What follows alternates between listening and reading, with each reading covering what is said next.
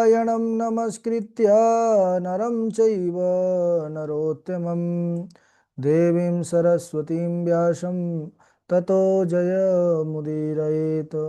श्रीलक्ष्मीनाथसमारम्भां नाथयामुनिमध्यमाम् अस्मदाचार्यपर्यन्तां वन्दे श्रीगुरुपरम्पराम्।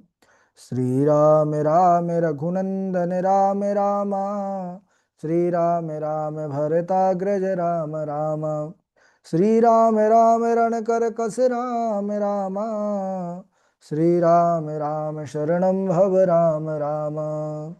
माता रामो मत्पिता रामचन्द्रः, स्वामी रामो मत्सखा रामचन्द्रः, सर्वस्वं मे रामचन्द्रो दयालुर्नान्यं जाने नैव जाने न जाने। अञ्जनानन्दनं वीरं जानकी शोकनाशनं कपीशमक्षहन्तारं वन्दे लङ्काभयङ्करम्। भक्ति भक्त भगवंत गुरु चतुर्नाम वपु एक, इनके पद बंदन किए नाशत विघ्न अनेक। बोलिए श्री राघवेंद्र सरकार की जय, श्री हनुमान जी महाराज की जय, गोस्वामी तुलसीदास जी महाराज की जय। परम मंगलमय परात्पर अखिलेश्वर अचिंत कल्याण गुणगण निधान सर्वेश्वर सर्वाधिपति, श्रेष्ठ आचरणवान प्रजा के सुखदाता आनंद कंद भगवान श्री रामचंद्र, कौसल्या आनंद वर्धन अवध नरेंद्र नंदन श्री रघुनंदन, विदेह वनस वैजयंती जनक नरेंद्र नंदनी भास्वती जगदीश्वरी, माँ सुनैना की आंखों की पुतलिका विदेह जा जनक जा जनकाधिराज तनया, जनक राज किशोरी वैदेही मैथिली श्री राम प्राण वल्लभा श्री जानकी जी। इन दोनों युगल सरकार के पावन चरणारविंदों पर कोटिशः नमन नतमस्तक बंदन एवं अभिनंदन। तीनों मैया चारों भैयाओं के चरणों में कोटि कोटि प्रणति। समस्त भूतादि कशीय राम मैं सब जग जानी, करहूँ प्रणाम जोरि जग पाले। हम सबका यह परम सौभाग्य श्री राम कथा की तैयारी का पावन विचार संकल्प लेकर के एक साथ जुड़ते हैं, और आज से एक भागवत कथा का शुभारंभ है, इसीलिए थोड़ा सा कक्षा के समय में बदलाव किया गया। थोड़ा सा कम लोग जुड़े हुए हैं, तो आप लोग एक बार हम और चर्चा कर लेंगे। अगर कोई सुबह का समय उपयुक्त रहेगा तो हम सुबह कक्षा कर लेंगे, है ना। अगर ये 11 बजे अनुकूल सभी के लिए नहीं होगा तो हम बाद में कक्षा के बाद चर्चा कर लेंगे, उसको भी हम व्यवस्थित कर लेंगे, क्योंकि हम सबको तैयारी करना है हर परिस्थिति में। ठीक है। और कल के दिवस पर हम सब बड़े ही पावन प्रसंग पर बने हुए थे। माँ पार्वती भोले बाबा को प्राप्त कर लिया पति रूप में, बड़ी कठिन तपस्या किया, बड़ा घोर साधना किया है माँ भगवती ने। तपश्चर्या का वर्णन शिव पुराण पर बड़ा अद्भुत आता है। पूरा वह वन जहाँ पर माँ भगवती तपस्या कर रही थी वही तपस्यामय हो गया। एक दूसरे के जो जन्म से वैरी हैं वो सब उनके तपस्या के प्रभाव से सब परस्पर शत्रुता का भाव उनके हृदय से निकल गया। मूषक और बिल्ली, है ना, ये जो जन्म से एक दूसरे के शत्रु हैं, ये भी अपनी शत्रुता भूल गए। गाय और सिंह ये साथ में एक साथ ही सरोवर पर जलपान करते हैं। बड़ा अद्भुत तपस्या का प्रभाव। वही भगवती आई हैं और भोले बाबा के पास आकर के निवेदन किया है कि हे प्रभु, मुझे कुछ आपसे पूछना है, मैं आपसे कुछ निवेदन करना चाहती हूँ। भोले बाबा ने वामांग में आसन दिया और कहा, पार्वती भल अब सरु जानी, गई शंभो पही मातु भवानी, जानी प्रिया आदर अति कीन्हा, वाम भाग आसनु हरि दीन्हा। हाँ, वाम भाग आसन हर दीन्हा। वाम भाग में आसन दिया। वाम भाग इसलिए कि सती को सम्मुख आसन दिया था जब सीता का रूप धारण कर लिया। यहाँ पर यह इंगित कर रहे हैं बाबा जी कि अब भगवती सती जो थी, जब सम्मुख आसन मिला तो उन्होंने जब देखा कि अरे, जब भगवान का सानिध्य मुझे, उनका कृपा नहीं प्राप्त हो रही, तो मैं शरीर को नहीं धारण करूंगी। शरीर को ही उन्होंने त्याग दिया और पुनः पार्वती के रूप में आई हैं। तब भगवान ने जान प्रिया आदरु अति कीन्हा कि हाँ, इस इनको केवल एक गति मेरी ही है, ये सच्ची निष्ठा इनकी मेरे चरणों में है। तब उन्होंने वाम भाग आसन हत्तीना, उन्होंने कहा कि प्रभु, जिसका घर कल्प वृक्ष के नीचे हो और वो दुखी रहे, दरिद्र रहे, क्या ठीक है? क्योंकि कल्प वृक्ष का प्रभाव क्या है आप सब जानते हैं। कल्प नाम से ही स्पष्ट हो रहा है, कल्पना। जो भी कल्पना की जा सकती है कल्प वृक्ष वो आपको दे देगा। जो भी सांसारिक वस्तुओं की चाह आपके अंदर होगी, कल्प वृक्ष उसको तत्काल आपके सामने प्रकट कर देगा। तो बोले कि कोई कल्प वृक्ष के नीचे रहता हो और वह दरिद्र, उसका दरिद्री जीवन हो। भोले बाबा ने कहा, रे देवी, पहली मत पूछो, आप क्या जानना चाहती हो बताओ। उन्होंने कहा, प्रभु, मेरा प्रश्न वही है जो पिछले जन्म का प्रश्न था कि राम ब्रह्म कैसे हो सकते हैं, वह ईश्वर कैसे हो सकते हैं। ब्रह्म राम कैसे हैं, प्रश्न वही है, लेकिन प्रश्न में पूछने में अब अंतर आ चुका है। पहले प्रश्न के साथ संशय जुड़ा था और अब प्रश्न के साथ जिज्ञासा जुड़ी है। संशय का शमन होता है, संशय का अंत होता है और जिज्ञासा का समाधान होता है। तो प्रभु, अब मैं ये आपके पास जिज्ञासा लेकर के आई हूं कि बतलाइए कि वो प्रभु राम ब्रह्म कैसे हैं, निर्गुण ब्रह्म सगुण रूप धारण करके कैसे लीला करते हैं। जो ब्रह्म अव्यक्त होता है, ब्रह्म जो विराट होता है, ब्रह्म जो सबके उर पर निवास करता है, तो वही ब्रह्म फिर कैसे जगत में लीला करने के लिए, जो विराट होता है वही सूक्ष्म होकर के आता है। जो सबके उर पर रहने वाला है उसको किसी के उदर पर रहना पड़ता है। जो अखिल कोटि ब्रह्मांड का नियंता है वह किसी के घर बालक के रूप में आता है। तो मुझे पूरी लीला सुनाइए, श्री राम जी का कैसा प्राकट्य होता है, कैसी उनकी लीला होती है। सारा जन्म से लेकर के वनवास आदि, विवाह आदि का पूरा वृत्तांत, कैसे फिर उन्होंने राक्षसों का संहार किया, यह वृत्तांत मुझे बतलाइए। तब भगवान शंकर इतने प्रसन्न हुए हैं कि आज रोम रोम पुलकित हो चुका है भोले बाबा का। क्यों? क्योंकि भोले बाबा हमारे परम वैष्णव हैं। वैष्णवा नाम यथा शंभु, भगवान शिव के इनके जैसा भक्त हो ही नहीं सकता। यानी शिव जैसा कोई राम भक्त हो ही नहीं सकता संसार में। शिव राममय है। जैसे ही सुना है माँ भगवती के प्रश्न, उनकी जिज्ञासा को, तो बाबा आज हमारे विशेष रूप से प्रसन्न हुए।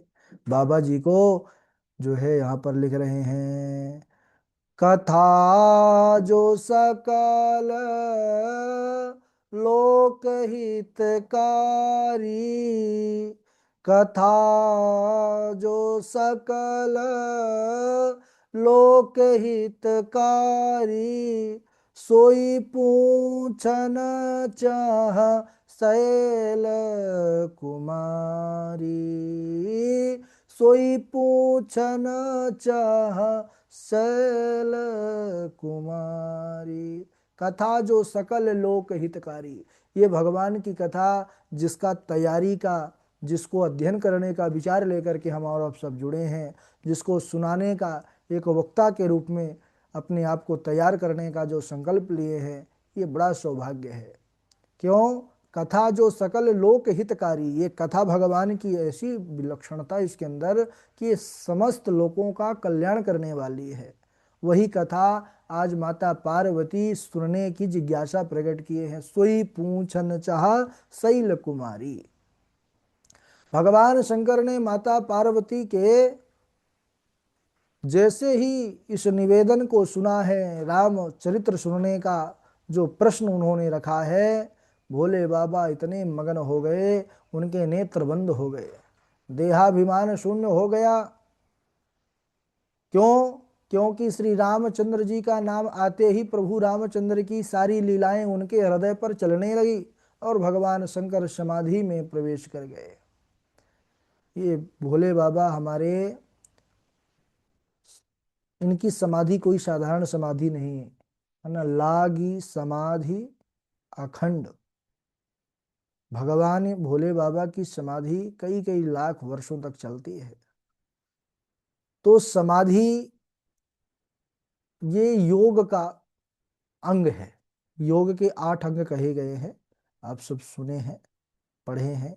यम, नियम, आसन, प्राणायाम, प्रत्याहार, धारणा, ध्यान, समाधि। तो ये समाधि जो स्थिति है, ये सबसे ऊंची स्थिति है, सबसे अंतिम सीढ़ी है। और यह जो है, इस स्थिति में बड़े बड़े योगी लोग ही पहुंचते हैं। और हमारे भोले बाबा तो परम योगी हैं, योगियों के भी परम योगी हैं। भोले बाबा एकदम मग्न हो गए और नेत्रों से अश्रु की धारा चलने लगी। और प्रभु राघव के जो सुंदर चरित्र हैं, वो सब उनके हृदय पर प्रकट हो गए। हर ही राम चरित सब आए, प्रेम पुलक लोचन जल छाए, श्री रघुनाथ रूप उर आवा, परमानंद अमित सुख पावा। श्री रघुनाथ रूप उरावा, परमानंद अमित सुख पावा। आनंद की बात नहीं कर रहे, भगवान का जब दर्शन होता है, जब भगवान के सानिध्य की प्राप्ति होती है, तो फिर परमानंद, क्योंकि वह परमानंद प्रभु है। वो परम आनंद का जो सुख होता है, वह बाबा जी को प्राप्त होने लगा। शिव जी 2 घड़ी तक उस रस के आनंद में डूबे रहे, फिर उन्होंने मन को खींचा बाहर। क्यों? क्योंकि उस स्थिति पर कथा कैसे होगी, अब कथा सुनाना है। उन्होंने मन को बाहर खींचा और फिर श्री रघुनाथ जी के चरित्र का वर्णन करना प्रारंभ किए हैं।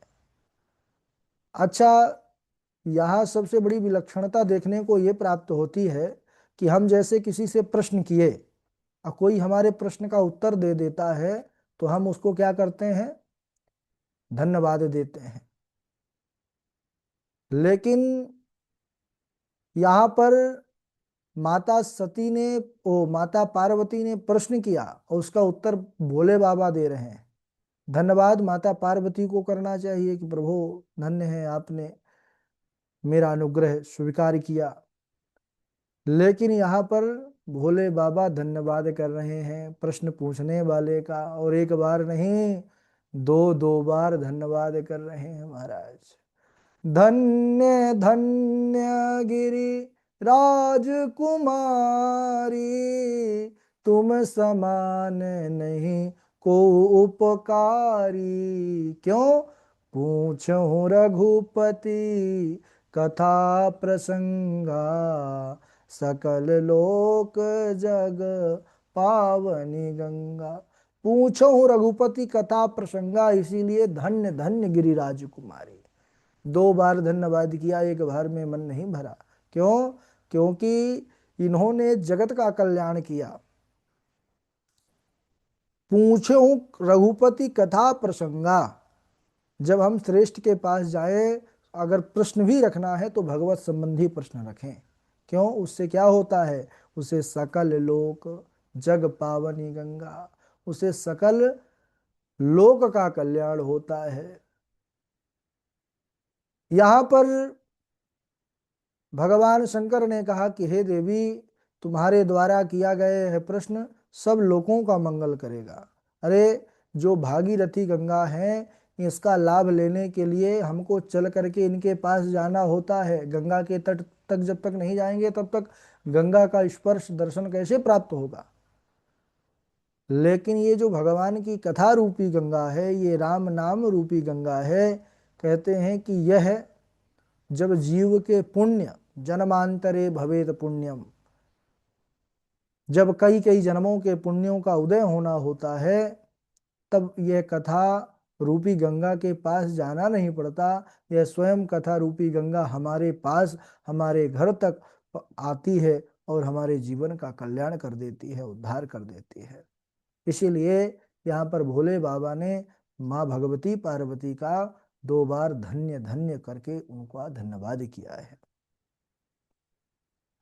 हे देवी पार्वती, तुमने जो यह प्रश्न किया है कि सगुण निर्गुण कैसे हो जाता है, या निर्गुण सगुण कैसे हो जाता है, प्रायः संशय हम सभी के मन में पर ये आता रहता है। कई बार हमारे सामने ये प्रश्न खड़ा हो जाता है। कई लोग ये पूछने लगते हैं कि आप कभी कहते हैं कि हमारे प्रभु निर्गुण हैं, तो जो निर्गुण है तो फिर वो सगुण के रूप में क्यों पूजा करते हैं आप? अगर सगुण है तो फिर निर्गुण के रूप में उसका प्रतिपादन क्यों किया जाता है? तो यहाँ पर बाबा जी ने इस विवाद को बड़ा सरलता के साथ हटाया है। क्यों? क्यों? क्योंकि भगवान के 2 रूप किस प्रकार कहे गए हैं, सगुण और निर्गुण। ये दोनों में कुछ भेद विशेष रूप से नहीं है। कैसे? तो यहाँ पर कहते हैं कि सगुण ही अगुण ही नहीं कछु भेदा, गावहीं मुनि पुराण बुध वेदा।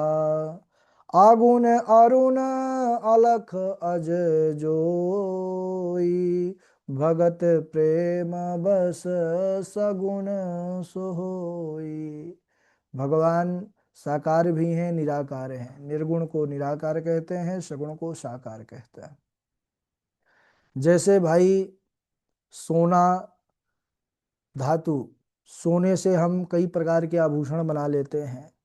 कान में आ गया तो नथुनी हो गई,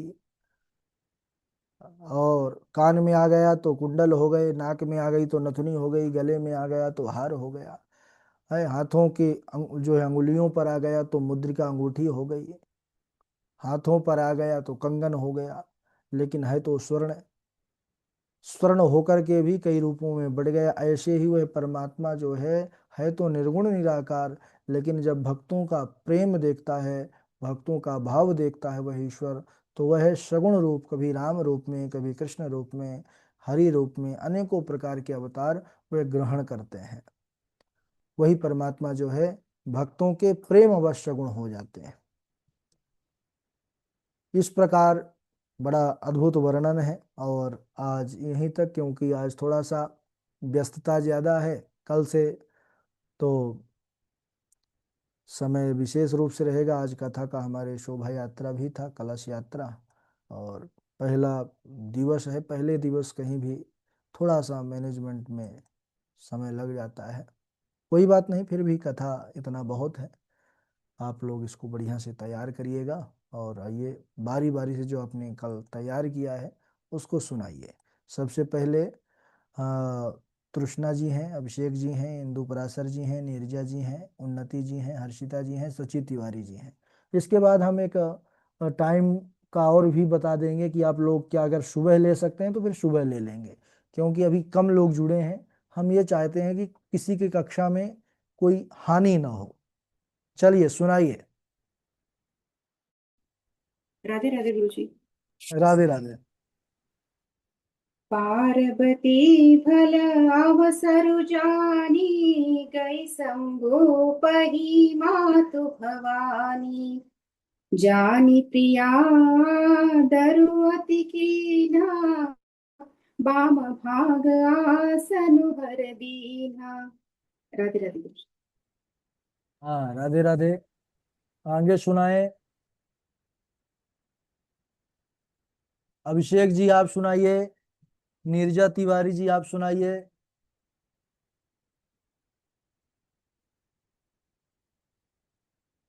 दोनों लोग व्यस्त हैं। गुरु जी नहीं राधे नहीं राधे। नहीं, हम कर दे रहे हैं। हम हाँ, बोल रहे हैं। सुनाइए। सियावर रामचंद्र भगवान की जय। तेहि गिरि पर्वत विटप विशाला, नित्य नूतन सुंदर सब काला, त्रिविध समीर सुशीतल छाया, शिव विश्राम विटप श्रुति गाया। एक बार ते ही कर प्रभु गयहु, करु बिलो की उर अति सुख भयहु। निज कर डासी नागर पुछाला, बैठे सहजई शंभु कृपाला, बैठे सहजई शंभु कृपाला। विंध्याचल में बिछा के आसन, बैठे हैं कैलाशपति, अमर लोक की अमर कहानी, कहे सुने शिव पार्वती। सिया राम। हाँ, राधे राधे। अभिषेक जी, सची तिवारी जी, राधे राधे गुरुजी। राधे राधे। पार्वती बल अवसर जानी, गए शंभु महिमा तु भवानी। जान प्रिया आदर अति कीना, वाम भाग आसन हर बीना। कथा जो सकल लोक हितकारी, सोई पूछन चाहे सल कुमारी। हरे रामचरित सब आए, प्रेम पुलक लोचन जल छाए। श्री रघुनाथ रूप और आवा, परमानंद अमित सुख पावा।